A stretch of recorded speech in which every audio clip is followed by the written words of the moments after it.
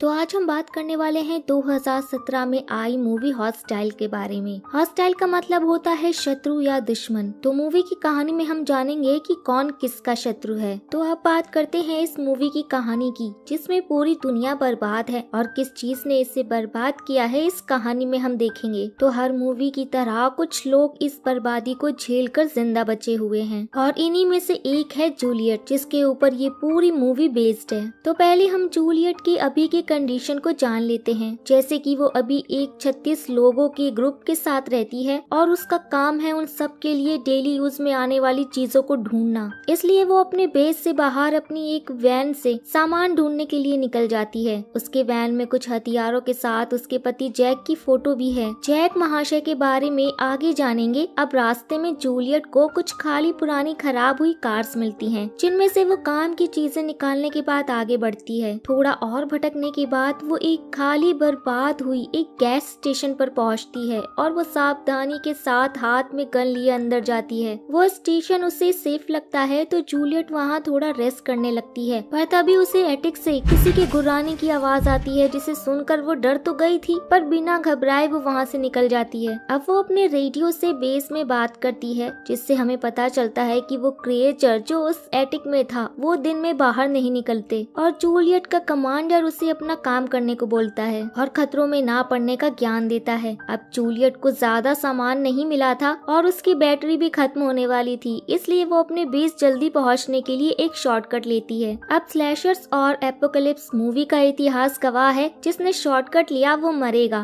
तो देखते हैं जूलियट जी के साथ अब आगे क्या होगा। तो थोड़ी दूर ड्राइव करने पर उसे एक वैन दिखाई देती है। सप्लाईज कम होने की वजह से वो उस वैन में काम करने की चीजें ढूंढने जाती है। तो उसे वैन के बाहर एक घायल बूढ़ा आदमी मिलता है। वो जूलियट को उससे मारने के लिए बोलता है और बताता है कि उस पर रात में उन क्रिएचर्स ने हमला किया था, जिसकी वजह से वो इस हालत में है और बूढ़े आदमी ने उस क्रिएचर को उसकी ही वैन में बंद कर रखा है। पर जूलियट उस आदमी को मारकर अपनी गोली बर्बाद नहीं करना चाहती थी, इसलिए वो वैन में जाकर उस क्रिएचर से लड़कर उसे मार देती है। अब वो बाहर आती है तो वो आदमी मर चुका था। तो जूलियट सप्लाईज लेकर अपनी वैन से बेस की ओर निकल जाती है। अभी जो उसने किया उससे उसका काफी टाइम चला गया था और रात होने ही वाली थी। उसे और हमें अब दोनों को पता चलता है कि रात में वो क्रिएचर्स अपनी सप्लाईज के लिए निकलते हैं। तो जूलियट उनका सप्लाई ना बने इसलिए स्पीड थोड़ी तेज करके बेस की ओर जाने लगती है। अब उसका ध्यान उसकी और उसके पति की फोटो पर पड़ता है और अचानक हवा से वो फोटो उड़कर वैन के बाहर चली जाती है, जिससे जूलियट का ध्यान भटकता है और उसकी वैन अनबैलेंस्ड होकर पलट जाती है। हम अभी तक जूलियट के प्रेजेंट लाइफ के बारे में जान रहे थे, पर अब एपोकलिप्स के पहले उसकी लाइफ कैसी थी उसके बारे में जानेंगे, क्योंकि मूवी के बीचों बीच में जूलियट के पास्ट को अचानक दिखाया जाने लगता है, जो कि काफी खराब लगता है। अब हम जूलियट को उसके पास्ट में एक आर्ट गैलरी में देखते हैं, जो कि बस वहाँ पर फ्री का खाना और शराब पीने आई है और उससे पेंटिंग्स के बारे में तो कोई ज्ञान ही नहीं है, न उसके बारे में उसे कोई दिलचस्पी है। तभी उसके पास उस आर्ट गैलरी का मालिक जैक आकर उससे पूछता है कि क्या उससे बीकैन पसंद है। तो जूलियट उससे बताती है कि वो वेजिटेरियन है। जैक एक पेंटर फ्रांसिस बीकैन की पेंटिंग के बारे में उससे पूछ रहा था, पर जूलियट को उस पेंटर के बारे में नहीं पता होता, इसलिए उसका जैक के सामने मजाक हो जाता है और वो वहाँ से निकलने लगती है। जैक भी समझ गया था कि जूलियट को पेंटिंग्स के बारे में कुछ भी नहीं पता। बाहर बारिश हो रही थी, इसलिए जूलियट इस आर्ट गैलरी में आई थी। तो बारिश रुकने तक जैक उसे वहाँ की पेंटिंग्स दिखाने लगता है, जिससे वो जूलियट को बोलता है कि उसका उससे मिलना उसकी किस्मत में है, जिस पर जूलियट को किस्मत जैसी बातों पर विश्वास नहीं। वो भी समझती है कि जैक उसके साथ फ्लर्ट कर रहा है। अब जैक उसे एक अगली पेंटिंग दिखाता है, जो कि जूलियट को भी अगली ही लग रही थी, पर जैक उसे पेंटिंग को ध्यान से देखने के लिए बोलकर उसे उस अगलीनेस के पीछे की ब्यूटी को देखने को बोलता है। अब सुबह होने पर जैक जूलियट को अपने घर लाता है। उसके घर को देखकर जूलियट शॉक थी,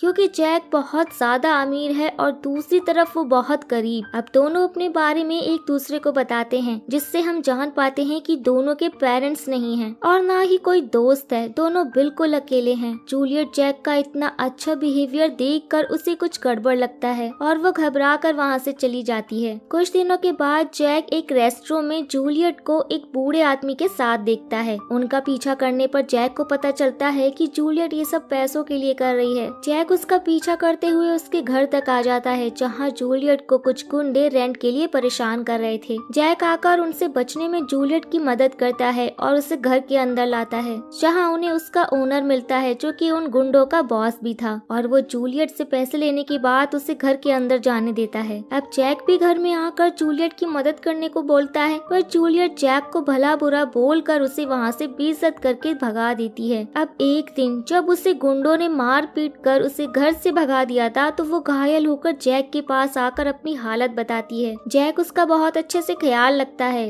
जूलियट को ड्रग्स की आदत थी, पर वो अगले दिन ड्रग्स लेने वापस उस जगह जा रही थी, पर उसे जैक जबरदस्ती रोकता है और जूलियट गुस्से में जैक के घर की चीजें तोड़ने लगी थी। जैक ये सब उसकी ही भलाई के लिए कर रहा था, जिसका एहसास जूलियट को बाद में होता है। जैक शहर के थोड़ा बाहर एक बड़ा सा घर लेता है, जिससे जूलियट ड्रग्स से दूर रह सके, और हम यहाँ समझ पाते हैं कि जैक जूलियट से प्यार करता है और वो उसे लेकर बहुत ही ज्यादा सीरियस है। पर जूलियट की तरफ से तो ऐसा कुछ भी नहीं था, ना ही वो उसे कोई खास रिस्पॉन्स दे रही थी। अब दोनों वहाँ खुशी खुशी रहने लगते हैं और कुछ दिनों बाद जूलियट जैक को अपनी प्रेगनेंसी की न्यूज देती है, जिससे वो दोनों बहुत ही ज्यादा खुश थे। पर डिलीवरी के वक्त उनका बच्चा मरा हुआ पैदा होता है, जो कि जूलियट के ड्रग्स की वजह से हुआ था। दोनों इस बात से दुखी थे। जैक को भी पता था कि ऐसा क्यों हुआ है, पर वो जूलियट को इस बात का एहसास तक नहीं होने देता। अपने बच्चे को खोने के बाद जूलियट बहुत ज्यादा टूट गई थी और वो वापस से उस नशे में डूब गई थी। नशे करके वो रात भर शहर में घूमती थी, जिससे जैक खुद परेशान और दुखी होने के बाद भी जूलियट को ढूंढकर हर रोज घर लाता था। पर एक दिन जूलियट जैक को ही उसके बच्चे की मौत का जिम्मेदार बताने लगी, जिससे जैक गुस्सा होकर कार से निकलकर ट्रेन पकड़ने सबवे की ओर चला गया था। अब जूलियट वापस बार में आकर रिंग कर रही थी। काफी देर से उसे जैक का कॉल आ रहा था, जिसे वो इग्नोर कर रही थी। तभी उसे टीवी पर एक न्यूज दिखती है, जिसमें वो एक ट्रेन स्टेशन पर हुए केमिकल अटैक के बारे में बता रहे थे, जिसमें लगभग 40 लोग मारे जा चुके हैं। वो घबराकर जैक का कॉल उठाती है, जैसे किसी और शख्स ने किया था।